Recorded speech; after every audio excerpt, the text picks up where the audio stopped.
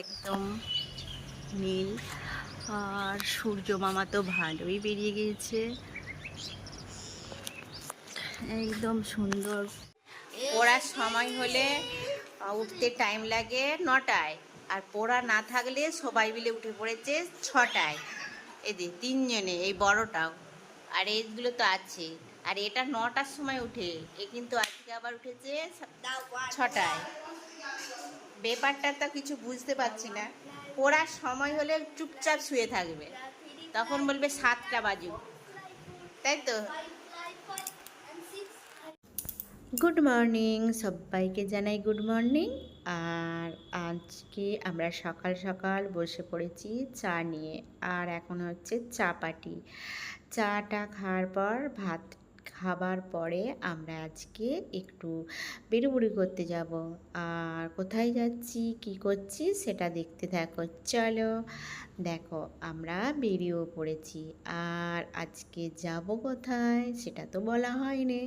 হ্যাঁ, আজকে যাব হচ্ছে দুর্গাপুরের ওয়াটার পার্কে। আর ওয়াটার পার্কে মানেই তো জল, আর জলের মধ্যে স্নান করা।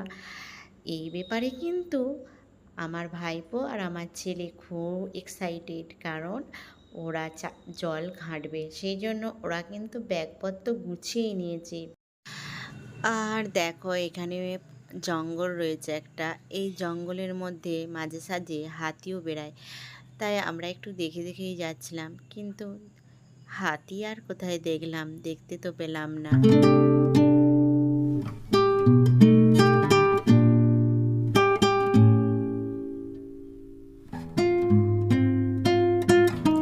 আর দেখতে দেখতে আমরা পৌঁছেও গেলাম দুর্গাপুরের ওয়াটার পার্কে। আর এখানে টিকিট কাটা হচ্ছে, এখন টিকিট কেটে ঢুকেও পড়লাম ভেতরে। আর গরমকাল, প্রচুর লোক, সবাই তো জলে স্নান করতে এখানে আসছে, সেই জন্য লোক সংখ্যা ভালোই ছিল। আর তার আগে এখানে তোমাদের চারদিকটা একটু দেখিয়েও দিলাম। আর জানো তো, এইসব, এটা শুধু জলের উপর আছে, আর জলের উপরে অনেক রকম ওয়াটার স্লাইড আছে, তাছাড়া অনেক রকম রাইড আছে।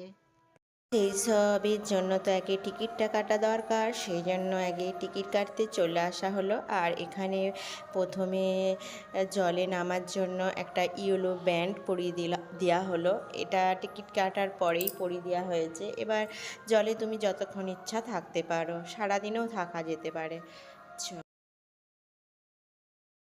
দেখো কি সুন্দরভাবে পরিয়ে দিয়েছে ইয়েলো ব্যান্ড। এরপরে ওরা তো জলে দিব্যি জলেতে নেমে পড়েছে এবং খুব মজা করছে। আর আমি আর কি করব, আমি তাই বসে বসে ভিডিও করছিলাম চারিদিকটা।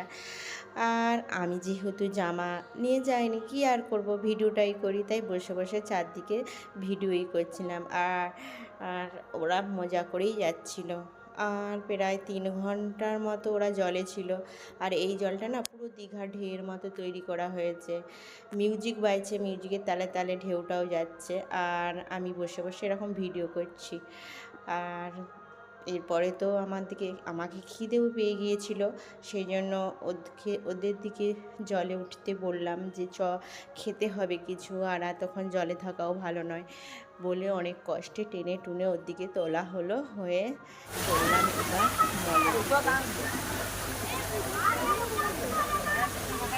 এরপরে আমরা চলে আসলাম জংশন মলে কিছু খাবার জন্য।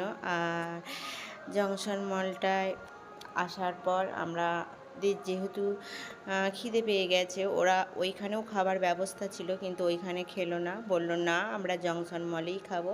সেই জন্য চলে আসলাম জংশন মলে। আর তোমাদের মলের চারদিকটা একটু দেখিয়ে দিলাম। আর আমরা বসেও গেলাম খেতে। খাবার অর্ডার করা হয়েছিল, মোমো আর বার্গার, তারপরে জুস, এসব অর্ডার করা হয়েছিল। এসব খেয়ে দিয়ে তারপরে চলে আসলাম বাড়ি। আর ব্লগটা আমি এখানে শেষ করলাম। টাটা, বাই বাই, সবাই ভালো থেকো, সুস্থ থেকো।